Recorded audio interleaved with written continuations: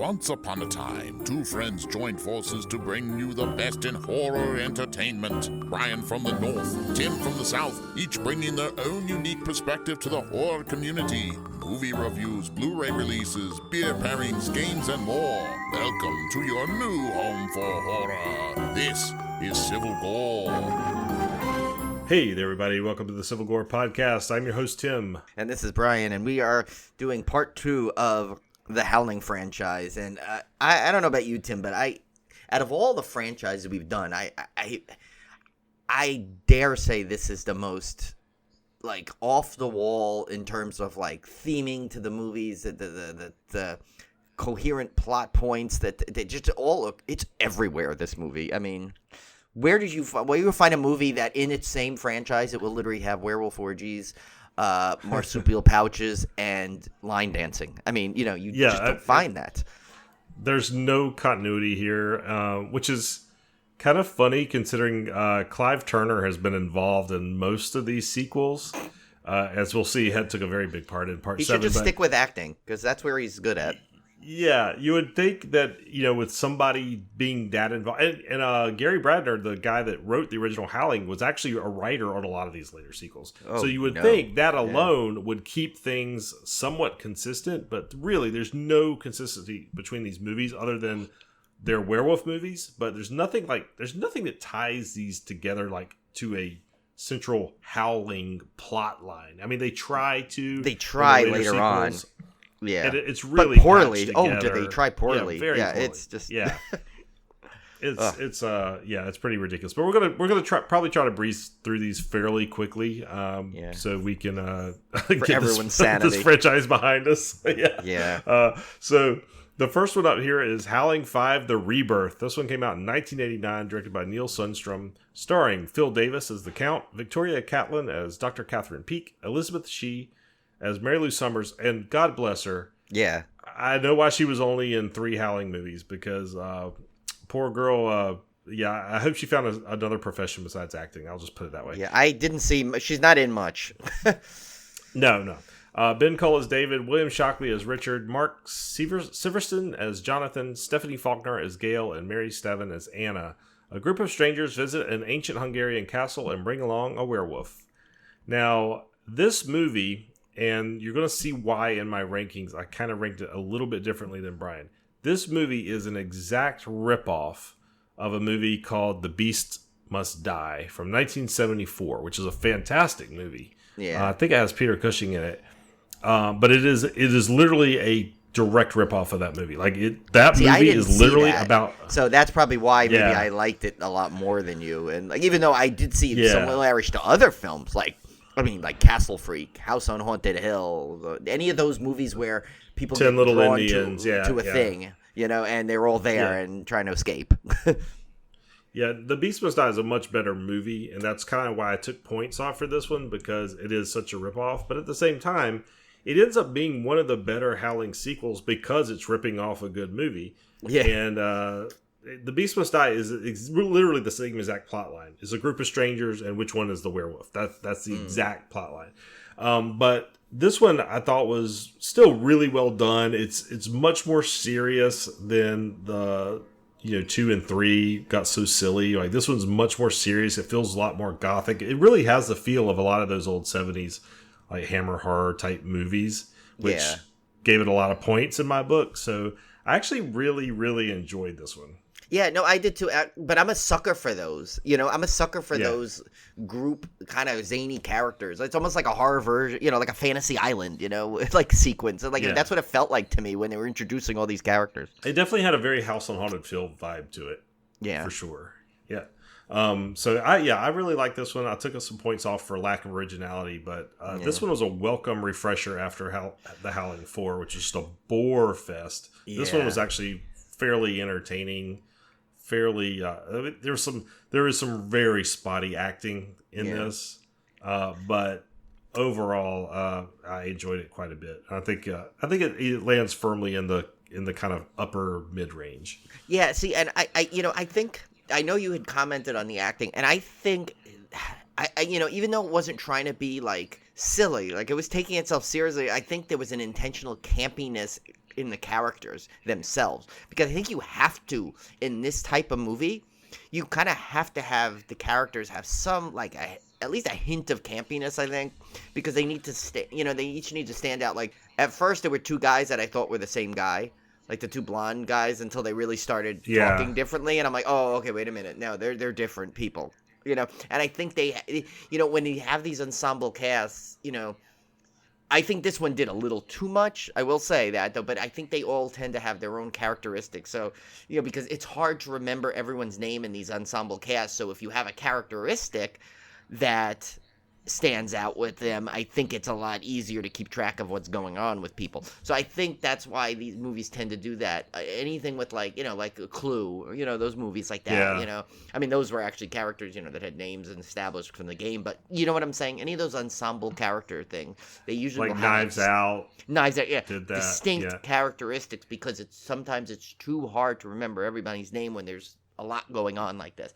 But again, when I watched this almost immediately after 4, so that's already an improvement. And like you said, if they ripped it off a good movie, at least they ripped off a good movie, Exactly. and it was watchable. Like Howling 4, I just wanted it to end. This one I was enjoying, and I was like, okay, this is fine.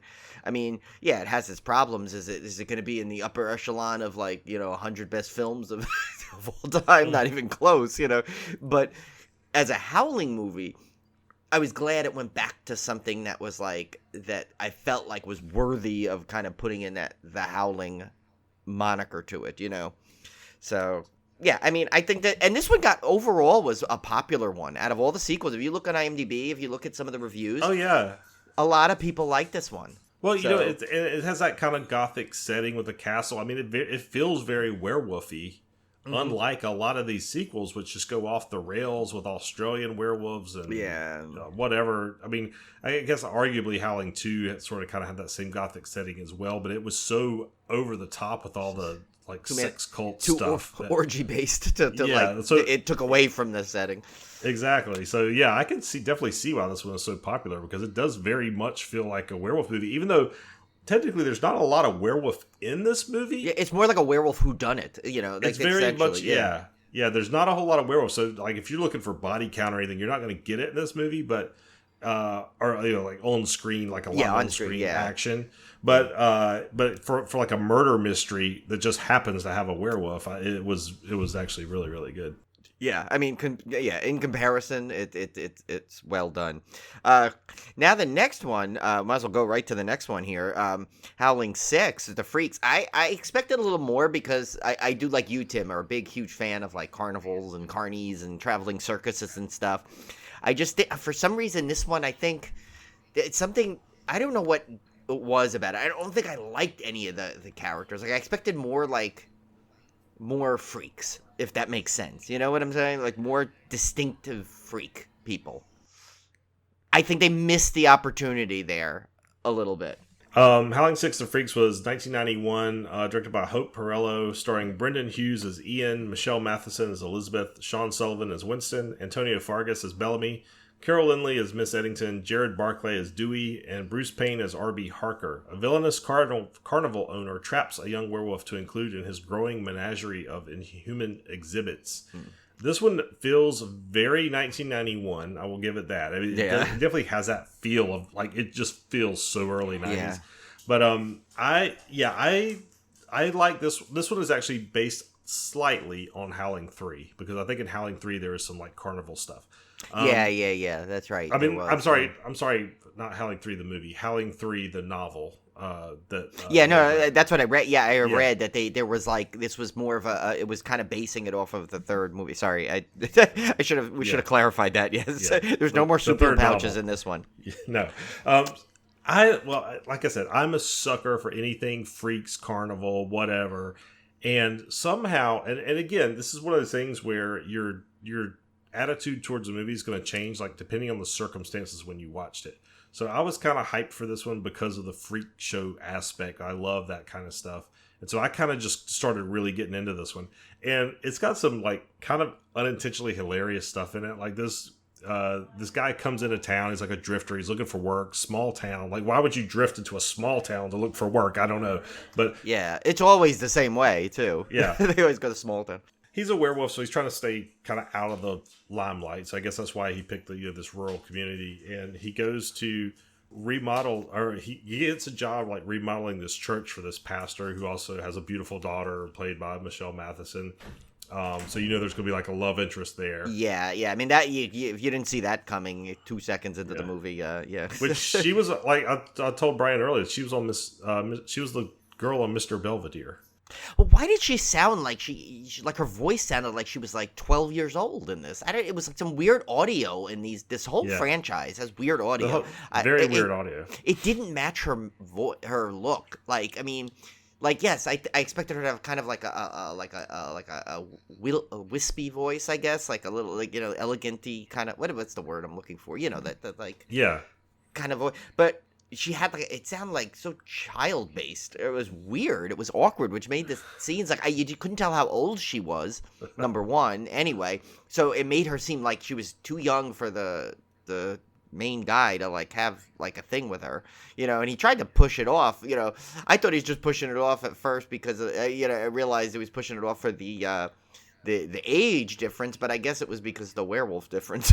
Yeah, well, I think also he actually was supposed to be younger than he looks in the movie. Oh, is that what it was? Like, okay. Yeah, like he's supposed to. I think he was much closer to her age than you think, but he just looks older in the movie. Oh, okay, yeah. But I love when these, and it happens in almost every movie where you see a carnival, where there's this completely unrealistic haunted house or unrealistic freak house or fun house that goes on for like 3 hours, and there's nobody else that happens to be going through the fun house at the same time that the main characters are, and it's so elaborate, and it has like live actors, and I'm like what traveling carnival would have this elaborate a setup for a fun house? But they go through this. That was one of my favorite parts of the movie, is them going through this like. It was cool though. Yeah, I did like that show. part. Yeah, like this whole freak show. They keep running into different freaks and this kind of thing. So I actually really like that part. I like the. I also thought it was hilarious that going back to him remodeling the church for this pastor. There's like this extended, like extremely extended montage of him fixing this church up to this like cheesy song about doing work for Jesus or something, and it was freaking hilarious. Like, I almost kind of want the soundtrack to this movie. I don't know if they ever made the soundtrack, but it's a pretty killer soundtrack. Yeah, and actually, there was what I liked about this one is out of all the like I said earlier, this is kind of maybe contradicts a little of what I said with the free, but there was one, that character Winston, the one that was like, I guess he was an alligator boy, they called him or something. Yeah, he was a really good character in there because he was kind of like. Yeah, he's a character that the I almost said The Shining for some reason. The Howling movies just really didn't have. Like mostly it was all it was like your main set of characters and that was kind of it, or you had a whole ensemble cast that was like equal. This, he kind of stood out of a cast as like a secondary, almost lead to this thing, because his parts were very important. It's like he was supposedly representing like I guess their way of trying to, the outcasts are not really outcasts, and, kind of a thing. And it kind of reminded, like, the Harker kind of reminded me of almost like a P.T. Barnum kind of thing, so especially if you saw The Greatest Showman, how he took the so-called freaks and made them stars, and that was where, in his head, he thought he was doing a good thing, but we find out he obviously had way sinister intentions. They are very reminiscent too of what was it? Big Fish. Remember that sequence in Big Fish? Yeah. Where he met. And what's funny is Deep Roy was in that also. And Deep Roy was in this. He was, yeah. He's getting typecast. I think that's kind of why I like this movie so much, because it had like a deeper message than most of the other Howling sequels have, because it's talking about being an outcast, and the werewolf's actually very sympathetic in this one, which is kind of a twist on the whole plot of all these other Howling movies where the werewolf is the villain, and in this case he's actually the good guy. You're actually rooting for him, and I thought that whole thing was interesting. I thought the Freaks was like a good parallel to what he's experiencing, even though he doesn't consider himself a freak. He's under a curse, but he's kind of going through the same stuff. Yeah. But I mean, he can't get close to people. He can't really get like, so, you know, he can't like, you know, he can't have a normal life. So he, you know, this kind of get at some weird level by him being trapped in there, kind of puts him into like a kind of like a group where he can be that, and they're not all like werewolves. I mean, either they're not all of them. You know, so Yeah. Well, the other thing too I liked about it is because like I love freak show stuff and I love the historical elements of it, but I've done a lot of reading on that, and obviously it's not okay like these days. There was a lot of exploitation and stuff that went on, and this movie addresses some of that because you know, it's showing that this is, I mean, Harker's not a good guy. He's not helping these people out at all. And even Brendan Hughes' character, who is the werewolf in this movie, he recognizes that. I mean, even early on when they're going through the freak show, he's kind of like, this is not okay. Like, I don't like that we're doing this. And, you know, she's, you know, the girl is kind of like, oh, whatever. It's a freak show. And he's kind of like, he recognizes, hey, this is not. He's like, you know, you're hanging out with a freak technically right now. Yeah, like this is not okay. This is what you're doing. And I love that whole aspect of it too, because it like illustrates something that a lot of people didn't think about that back then. I didn't think about it back then when I was a kid going to these things. Yeah, no one did. That's the problem. But you even look at 80s movies and you see this. We talk about this all the time, and Kim and Ket always talk about it on their show too. It's like you see an 80s movie and the misogyny in those movies are just, it's so uncomfortable to watch now. And these are movies we grew up with not even seeing that. And it's, you know, and it's like, it looks everything, you look back, like there's this new like this new view you have of it, and it's like, you know, you're like, oh, this is just not okay. You know, why did we laugh at this? You know, it's like the last time this like really impacted me was, and this has been many years ago, but not like as far back as you would think. Like this wasn't like back in the 80s or even the 90s. Like this was definitely in the 2000s at some point. My brother and I went to the State Fair in Raleigh, which we used to go to all the time growing up. I mean, when I was a kid, I went there all the time. And they had a freak show tent, and we went in it just for old time's sake because we used to go to these things all the time. And I remember there was this lady in there that literally had no arms and no legs. A real lady. I mean, a real lady. Yeah. And you go in there and you see her, and she was like reciting her story, and it was just like, it was heartbreaking because like she was just sitting there, and like you could tell like she just says this all day long. She just, in this like monotone voice, like, I was born in blah, blah, blah, blah, blah. And she like recites this whole thing about her life to everybody that comes to see her. And it broke my heart, and it like really upset me that this was like still going on. Like that's the point when it like hit me personally. Like, this is not okay. Like, I don't like this. Like, I just paid money to see this lady that's like sitting here reciting this story. And like, it bothered me.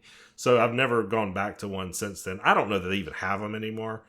I can't imagine if they're real anymore. They're probably like staged. Yeah, like there's illusion. You know? Like I understand the illusion ones. Like there's one like the sword swallowing guy or something, right?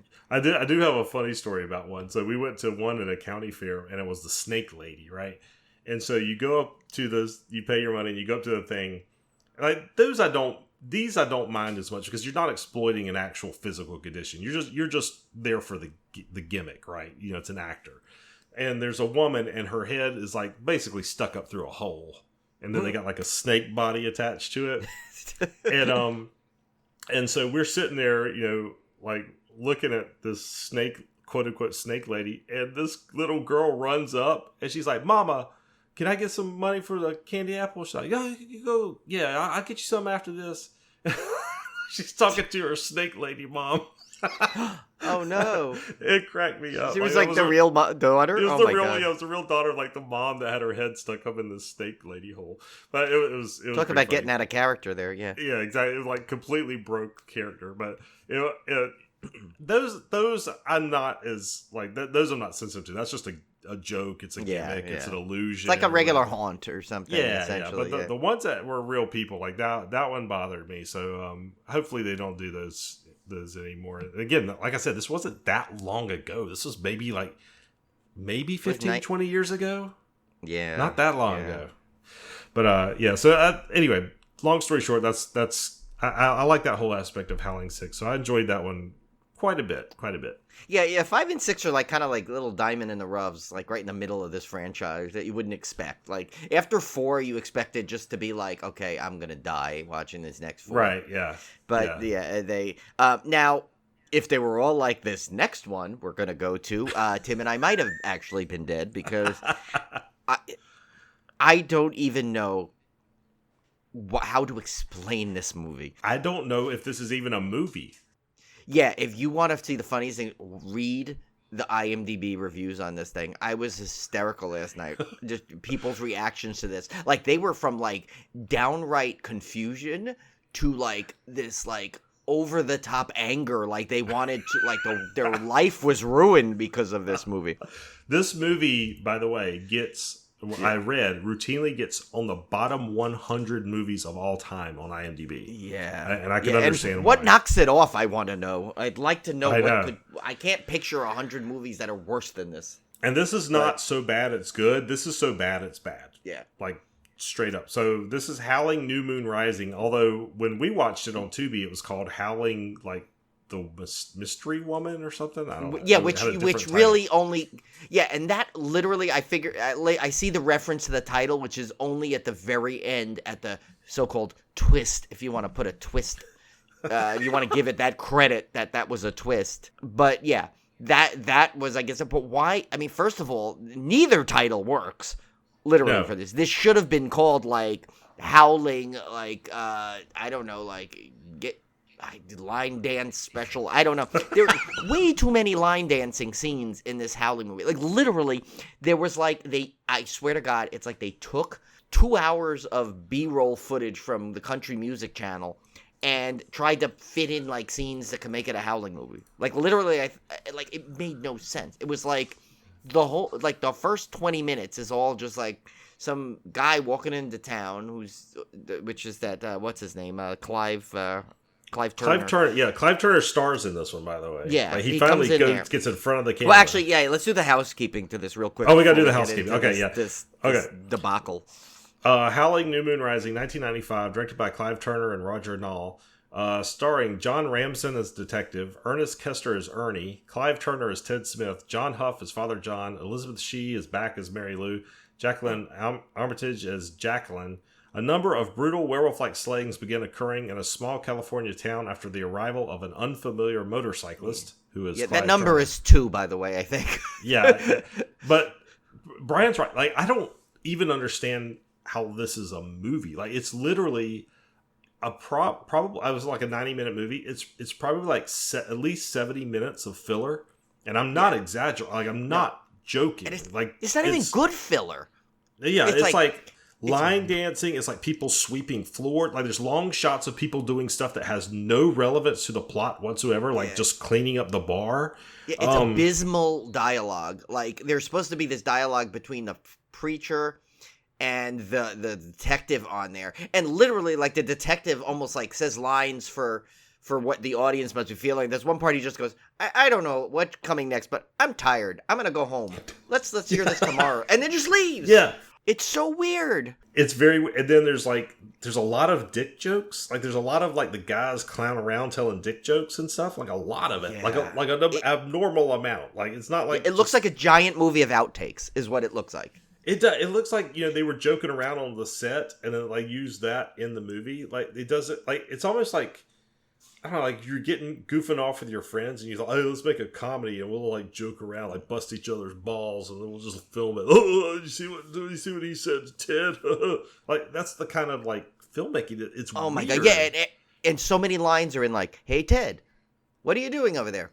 I don't know, but I must go over here now. It's like literally like the lines are so awkwardly written.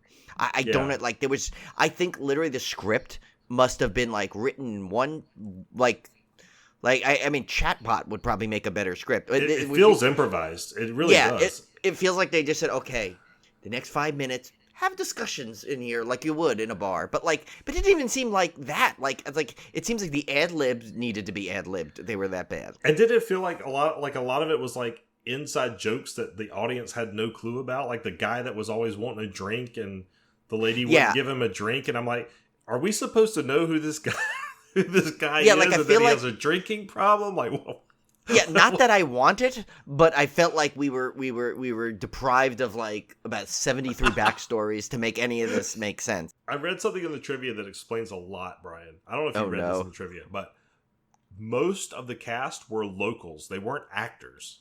Well, that does explain a lot. That explains a lot. Like this, because I was looking there going, my God, I thought that I've seen bad acting before in a movie, but this might take the cake for some of the worst acting I've ever seen in my life. And now I completely understand why. These were not actors at all. They were local people that probably ran this bar that they just happened to show up and film in. Yeah, and like literally every other scene is a night at that bar. Like where they have like all these bands keep coming in, and supposedly it's a small town, yet you don't see anyone living anywhere. I don't think. Did we ever escape the bar? I don't even remember ever getting outside the bar. Like it's like so claustrophobic. Like you're always like dealing in. Well, yeah. There's the hotel. There's the hotel because remember they spy on. I don't even remember the guy's name anymore. Ted. His room. Remember they spy on his room because they think he's a werewolf. Oh, that's right. Yeah. And it's so funny. He's totally like, it's so funny. They kept also the film quality is bad enough. They kept calling him red hair, and it took me like half the movie to realize, I guess that is red hair.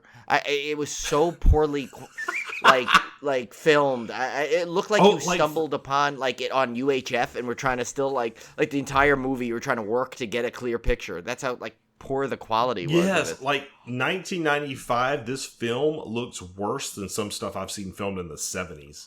And I'm not talking like high budget 70s. I'm talking like low budget 70s stuff that looks better than this. I don't know what they filmed this on. I don't know if it was like a Fisher Price camcorder or what they are. I don't know what they used, but it was horrendous. Yeah, quality. I mean, and the filler that Tim is talking about, literally, I challenge everyone to go. You almost like have to watch it, and this is probably why this movie somehow probably has way more people watching it than it should, because so many of the IMDb reviews actually say like they're like, please just go watch this to see. You have to see this for yourself. And I'm like, well, that's just rotten to do to people. Make them watch this movie.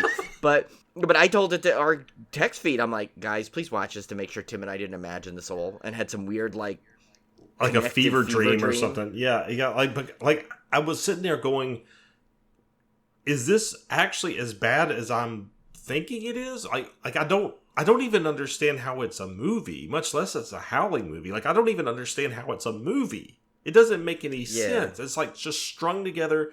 Like there was like sequences where I'm sitting there literally with my jaw open because they're going into some extended like song. It's like somebody just going up there and like singing a song.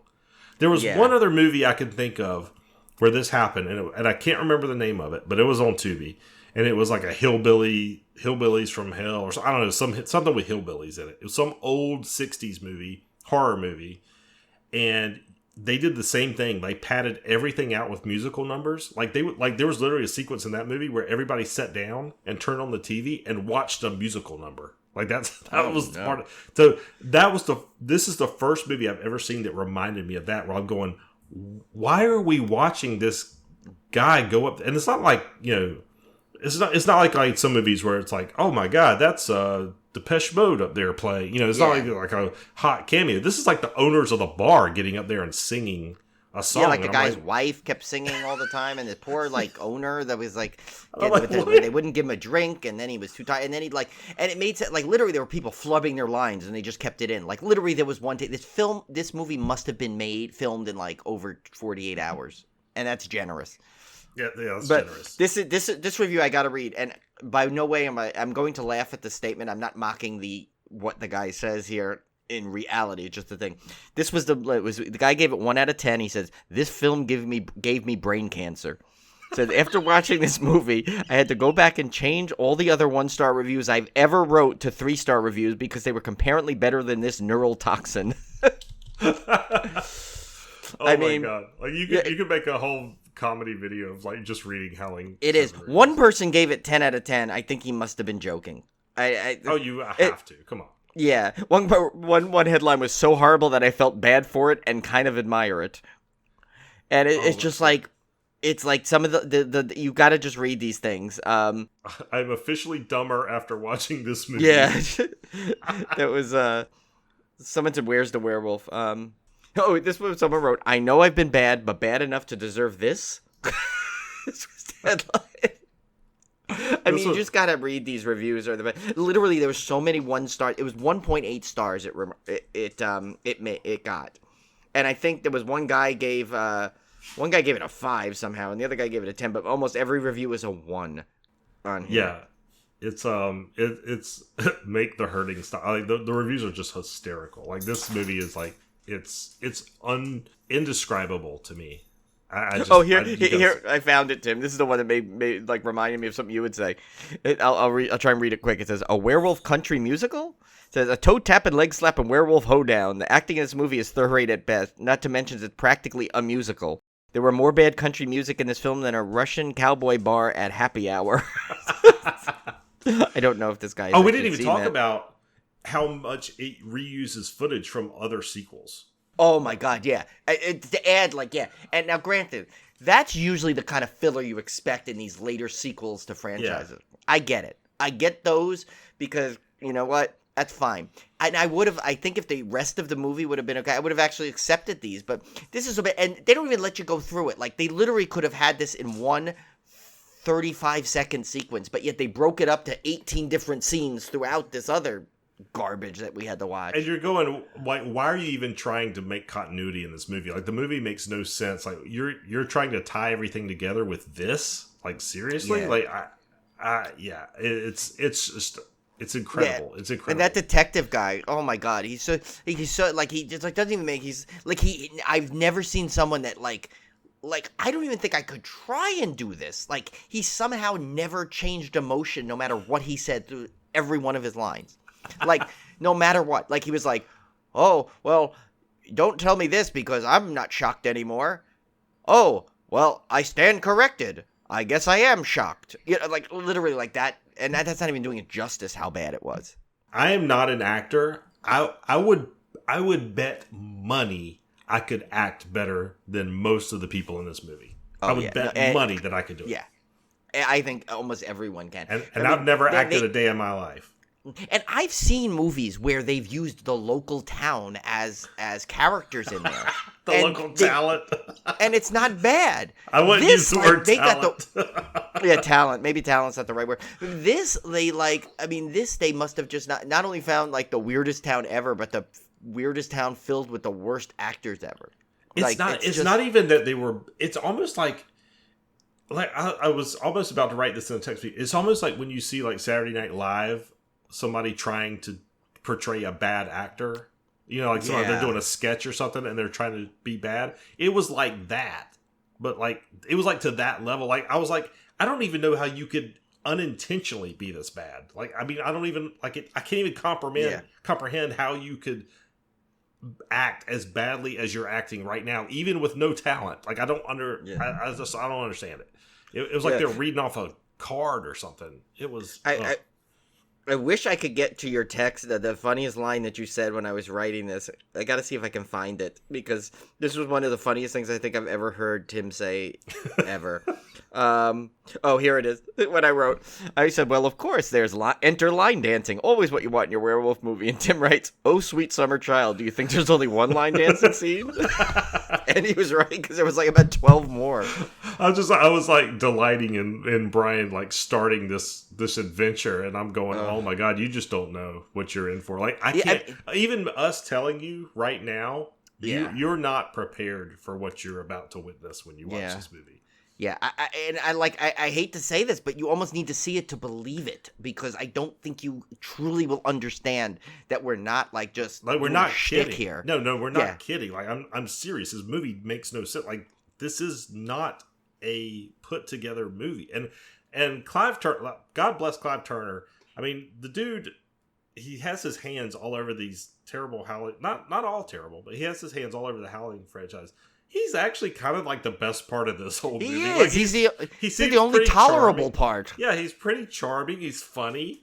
He seems like he'd be a cool guy to have a beer with at this honky tonk bar. Like he actually is the best part of this whole movie for some reason. Yeah, no, and this was like, and I like literally, this may be the worst movie I might have ever seen. And this is someone who's just in the past year and a half, thanks to Tim, have seen Death Toilet 1 and 2, you know? So, like, if I found something that was more excruciating to watch than those two, I mean, this would have been a perfect Tubi trap for somebody. Oh my God, yes, yeah. Yeah, you guys, I think you need to see this just to watch it, and I apologize for making you watch this, but you almost have to see it just so you understand the pain and the sacrifice Tim and I did for you. Yes, please. Watching this. So next up, last but not least, The Howling Reborn from 2011, directed by Joe Nimzicki, starring Landon Laboirin as Will Kidman, Lindsay Shaw as Eliana Winter, Ivana Milicevic as Catherine/Kay, Jesse Rath as Sashin. I don't know how they pronounce it in the movie. Neil Schneider as Roland, Frank Scorpion. Interesting. Scorpion. I don't know. I think I was like Scorpion. But, yeah. As Jack Kidman, and Christian Hodko as Tribe. A teenage outcast discovers he is a werewolf and must battle a pack of the brutal creatures when they threaten him and his new girlfriend. Now, this is very 2011. It's very CW. It's very Twilight. Yeah.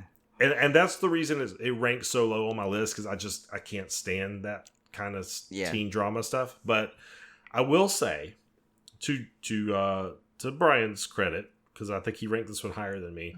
Way higher. From a production quality standpoint, this has got to be one of the better, if not the best sequel in terms of acting, production quality, budget. I mean, all of that stuff is like leagues beyond most of these sequels, and I will give it that. I personally ranked it low only because I just couldn't stand the teen angst stuff of this, and it was very Teen Wolf the series. It was it was like really overly done. So, and again, it's a product of the time. If I had watched this back in 2011 when all that stuff was kind of on the air, and I was actually watching the Vampire Diaries, which I did, maybe I would have got into this, but at the same, like, just for me personally, from an enjoyment level, I ranked this one low because I did not enjoy it. I just couldn't stand all the teen drama stuff. But from a well-made standpoint, this is one of the better well-made sequels for sure.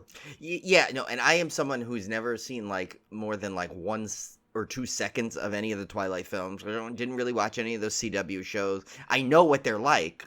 And I've seen other werewolf movies that have this same kind of like the teen angst anyway. Like I think with one of the horror challenges, I watched one and all that stuff. That one I think it had Jason Momoa in it. It was a werewolf one. It was kind of like that, like these like teen things in it.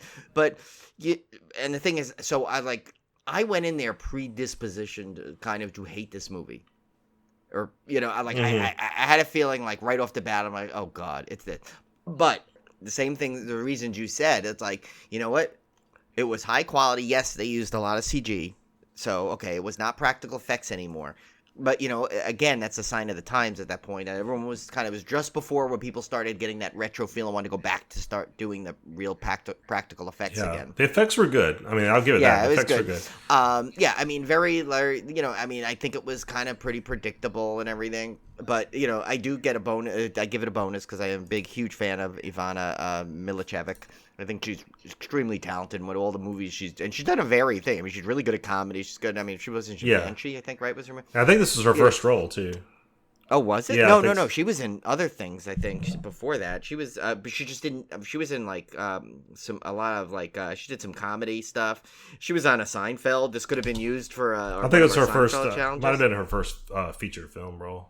Possibly. Oh, was it? That could have been. Because I know she was in. Whatchamacallit, she was in that. She was really funny in Head Over Heels. I don't know if you saw that Freddie Prinze Jr. vehicle where she was one of the models in there, and she was really funny. Just in general. I was wrong. I'm thinking of a different actress. Sorry. Oh, okay, yeah, because I was like, wait a minute, she's in. No, she's been in a ton of movies. Yeah, I was thinking of a ton of stuff. I was like, I think it was the other girl that I'm thinking of.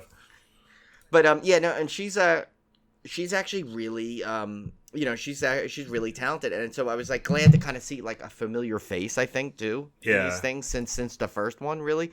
So it was good, and I think it moved quick. It was very werewolf heavy finally, Finally, got yeah. a big werewolf story back into one of these sequels that wasn't this like, let's save the werewolf to the end. Who's the werewolf? No, they flat out tell you. And I really like the subplot of that kid doing that, like, kind of pump up the volume kind of thing, where he was like, he wanted to take over the airwaves. He hacked in to get the to show his horror movie thing, and just like I like the Lindsay Shaw character. I thought she was pretty, like, interesting. Like, they do enough to keep it, to me, they did enough to keep it interested, even though I really am not a fan of these type of films. But I think it was just after the other sequels that just were not enough werewolf to get the Howling title. This was, to me, like, they almost took, like, 1 and 2 and kind of modernized it in a lot of ways, where, like how in the first, Dee Wallace, character, she was going to make sure that people saw the werewolf by projecting it to everybody. And that at one point, that story plot point happened in this, where he was like, okay, I'm the werewolf. I'm going to try and save everybody here.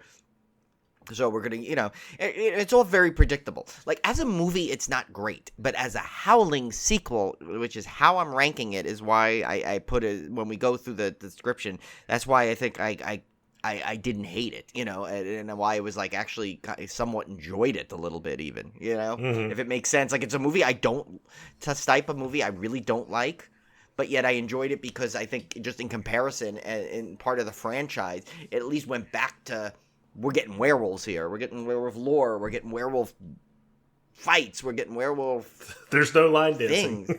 Yeah, and there was no line dancing. Thank God. I don't think there was a dance in it at all, or maybe there was a scene in a club for a few minutes, but that doesn't count. But it was basically like I think the Teen Wolf one is probably the closest thing he's, the Teen Wolf series. The dramatic series. But yeah, I mean,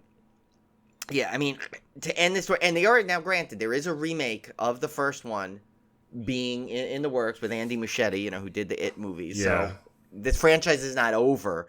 I'm hoping he takes it and like realize. I hope he listens to this podcast actually and sees all of the ones we mistakes and doesn't include any line dancing, doesn't include too much teen angst, tries to keep it not too many orgies and no pouches. No pouches.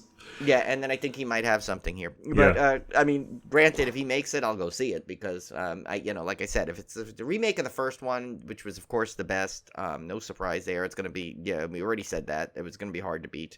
You know what? I'm all for it. But, I mean, there's really not much more to say about this one. This is, like, literally teen angst werewolf movie, but at least it deserves its place in the franchise because there's a lot of werewolves. Yeah. Well, let's run through our rankings real quick. So... We'll start at the bottom. Start at the bottom. I think no surprise. Brian and I were no surprise. We were both in agreement that Howling 7 New Moon is absolutely the worst of the franchise. I don't think there'd be many people that would disagree with us on this one. No, I can't. If someone ranks this higher than the last in the franchise, I don't know what you watched. You didn't watch all of them, apparently, because if this is any higher than 8.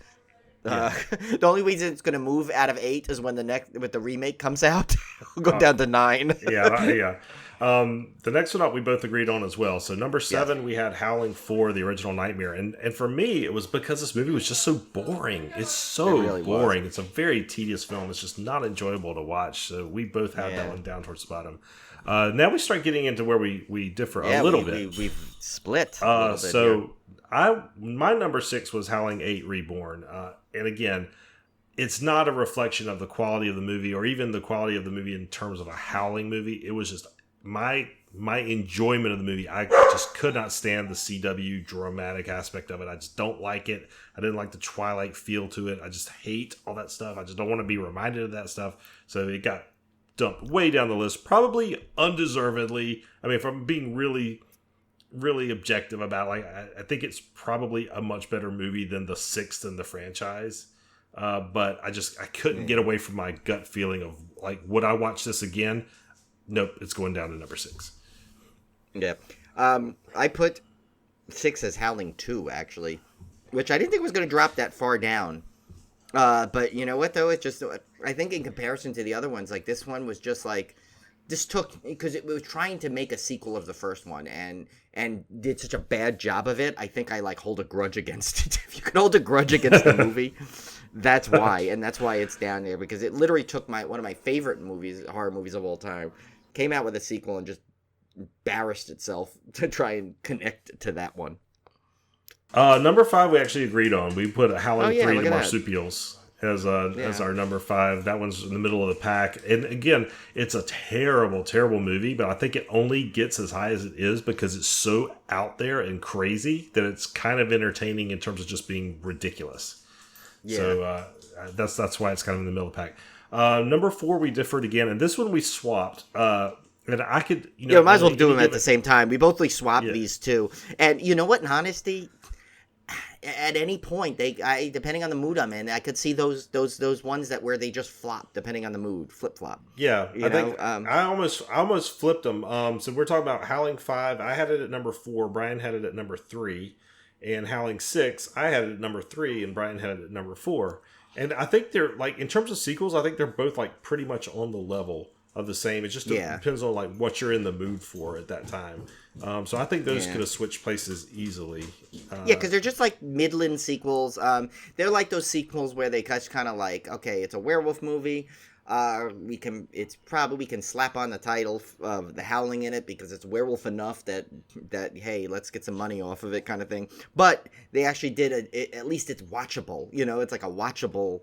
They're both watchable films that you're not gonna like suffer through. Right, yeah, they were entertaining and worth your time. My number 2, this is where we really broke ranks. My number 2 was Howling 2, Your Sister is a Werewolf. And the reason I had it as my number 2 is because I have not laughed this hard in a movie in a long time. It's not because of the movie's horrendously terrible, but it's got Christopher Lee. It's got just ridiculous werewolf threesomes. It was just so bizarre. This one I put definitely in the so bad it's good. Like I would watch this one again in a heartbeat. Like I almost want to watch this one every year for like Halloween. Like it's that horrible that it's actually, I found it so completely entertaining, capped off by the numerous nude scenes at the end where they just kept repeating the girl ripping her shirt off for like 18 times. She deserved better. Oh my god! Like it was so just ridiculous. I could not put this one any lower. Like it thoroughly entertained me in the worst way possible, and so that's why it was at my number 2. Yeah, and I'm still stunned that I have this as 2. I never thought it would get this, just based on when I saw, like, when I looked ahead and I saw I never thought this would be this high, but it's because of those reasons I said earlier, and I have Howling 8 Reborn because, like I said, it's not a movie I normally like. It's not original. It's not, it's too much teen angst. It's all these things that really annoy me in movies, but I'm ranking it that way because I'm trying to rank these as Howling, the part of the franchise. And we've gone over this every Slaycation. So to me, I'm looking at it as like, okay, where would it fit in the franchise? And it was the only one really since the first one where it gave you like a lot of werewolf, and it really felt like, okay, they're trying to get back to, okay, this is a Howling movie. They're known for werewolves. Let's get werewolves in it. Yeah, we're not avoiding the werewolf. Nonstop. And this might have had the most werewolf in it out of all of them, in all honesty. Even more than one, I think. Well, I think a lot of the sequels, I think, avoided two the had werewolf. A lot of them. Yeah, two had a lot. Yeah. They were stupid ones. I think a lot of them just avoided the werewolf because of budget. Like they just avoided it out of budget. Don't make it. Come on, people. Don't make it then. Don't make a movie if you don't have your vision or it's going to come out that bad. At least it's and like I remember Joe Bob always said, remember, it's not the budget, it's the script. But they didn't have a good script. So they didn't have the budget. So why'd you change your script to fit the budget? You never do that. Yeah, never. Never do that. I mean, yeah, you want to take out maybe a giant elaborate sequence. Okay, fine, I get it. But don't take out the whole take out a werewolf out of a werewolf movie to save money. I mean, come on. Our number 1, no surprise, was the original The Howling. I mean, Joe Dante's a brilliant director. Dee Wallace is a brilliant actor. So, I mean, there's nobody that's going to argue that The Howling is not the best movie of the franchise. It's right up there in front of one of my favorite werewolf movies of all time. I mean, along with American Werewolf in London and The Wolfen, which we need to do Wolfen and American Werewolf. We didn't do either one, actually. We need to do both. Yeah. But we should do those. But yeah, I mean, those two, those two and The Howling, and even in all honesty, I mean, I really did like the Benicio del Toro remake of The Wolfman. So well, we've said that many times on the show. We were defenders of that remake. A lot of people down that remake. I thought it was brilliant. I thought that was loved it. They should have redone all the Universal monster movies. Exactly. I would have loved to see them. And I bet you that movie was probably influential as to why they didn't. Because that one didn't do as poorly, and it got unfairly criticized. And Tim and I will stand on that hill till we die that we like that movie. And you know what? You can. That's why like Tim and I are sitting at that table saying we love this movie, change our mind, kind of thing. And we're not going to do it. I can tell you that.